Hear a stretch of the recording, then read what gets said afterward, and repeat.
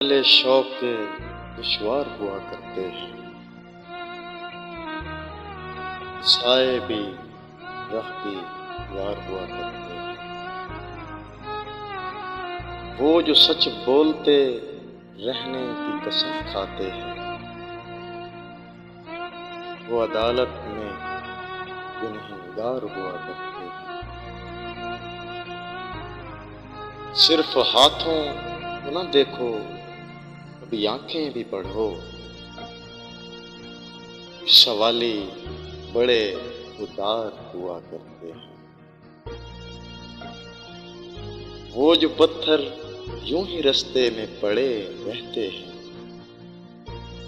उनके सीने में भी शहकार हुआ करते हैं।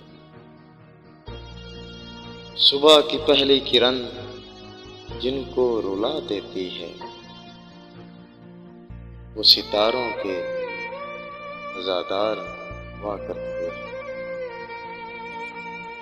जिनकी आंखों में सदा प्यास के सहरा चमके, दर हकीकत वही अंगार हुआ करते हैं।